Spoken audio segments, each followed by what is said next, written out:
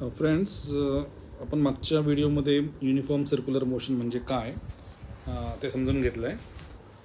ह्या लेक्चरमध्ये आपण युनिफॉर्म सर्क्युलर मोशनचं अँग्युलर स्पीड, त्याचं एक्सप्रेशन बघणार आहोत, त्याचं फॉर्म्युला बघणार आहोत.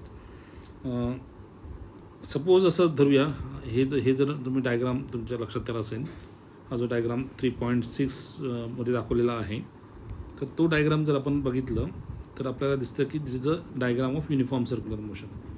So suppose there is a object, एक ऑब्जेक्ट आहे, त्याचं मास m आहे आणि तो युनिफॉर्म सर्क्युलर मोशनमध्ये आहे. म्हणजे काय, तर त्याचा स्पीड जो आहे तो बदलत नाही, that is uniform, it is v, आणि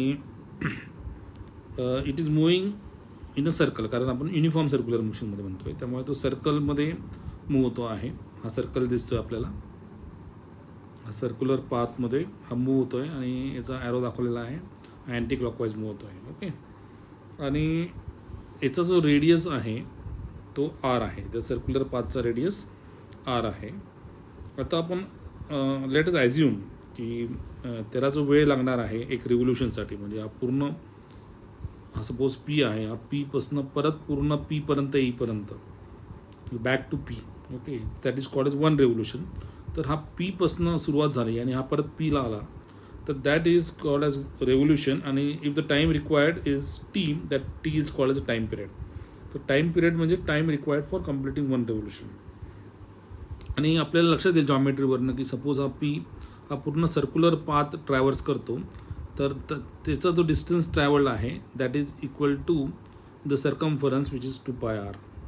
हे आपल्याला माहितीच आहे की circumference of a circle is 2πr. म्हणजे हा जो पार्टिकल p आहे, it is travelling a distance of 2πr आणि त्याला वेळ लागतो आहे time t, which is time period. तर distance upon time is the speed, आणि हा स्पीड काही केला तरी बदलत नाही, because it is uniform circular motion.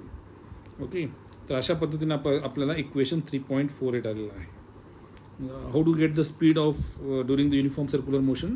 So it is given by 2πr upon t. आता during circular motion of a point object आपण वेक्टर शिकलेला आहोत. तर हा जो पोझिशन वेक्टर आहे ऑब्जेक्टचा, which is from the centre to the particle, okay, म्हणजे हा जो पोझिशन वेक्टर r आहे, इथे दाखवलेला आहे position vector r. Okay, r हा पोझिशन वेक्टर आहे. तर याची डिरेक्शन जर बघितली तर तुम्ही o पासून p पर्यंत आहे. Okay, so it is away from the centre of the circle.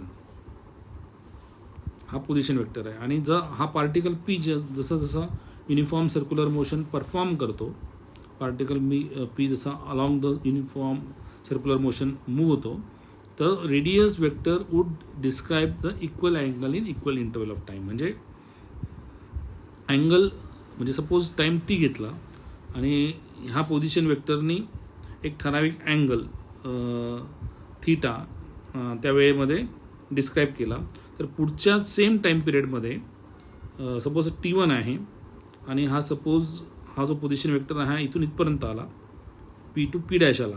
Okay, तर हा t1 बसनं t2 पर्यंत येईल. हा जो t1 टू t2 पर्यंत येईल, समजा टाईम इंटरवल डेल्टा t आहे, तर त्याचा अँगल थीटा झाला, थीटा 1 म्हणूया आपण. तर हा जो अँगल आहे, हा अँगल, आणि इतर कुठली जर टाईम इंटरवल घेतली, सपोज तुम्ही ही एक टाईम इंटरवल घेतली, तर हा अँगल, सपोज ही टाईम इंटरवल आणि ही टाईम इंटरवल सेम आहे, तर हा अँगल आणि हा अँगलसुद्धा सेम आहे. म्हणजे याचा अर्थ काय की the vector describes equal angle in equal interval of time. Equal म्हणजे टाईम इंटरवल जर बदलली नाही तर तुमचा अँगलसुद्धा बदलत नाही. हे महत्त्वाचं आहे. टाईम इंटरवल बदलले नाही तर अँगलसुद्धा बदलत नाही. So what does that mean? It means that आपल्याला स्पीड आणि अँगल हे दोन्ही पण डिफाईन करायचे सायमल्टेनियसली, आणि this we call it as omega. Okay, we put another term which is called as a angular speed. Okay, so angular speed is a new term which we are introducing. हा जो speed होता, this is a different speed which is 2πr upon t, but now we are talking about a different speed altogether which is called as a angular speed. तर angular speed काय आहे?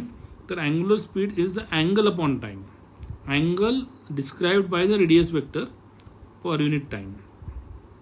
म्हणजे उदाहरणार्थ हा जो वेक्टर आहे, हा जो वेक्टर पोझिशन वेक्टर आर आहे, हा पी पासून परत पी पर्यंत यायला, म्हणजे ही पी पोझिशन आहे, पी पासून तो परत एकदा पी पर्यंत यायला किती अँगल सबटेंड करतो, तर तो 2 पाय रेडियन इतका अँगल सबटेंड करतो. म्हणजे 2 pi is the angle as the particle moves around a circular path. आणि त्याला किती वेळ लागतो, तर it requires a time period T. T is the time period required. So 2 pi upon T is what, 2 pi upon T is the angular speed. आणि 2 pi r upon T काय आहे, it is called as the regular speed which you are talking about. Okay, uniform speed V. तर uniform speed V and angular speed omega, they are 2 different terms and very important terms in uniform circular motion.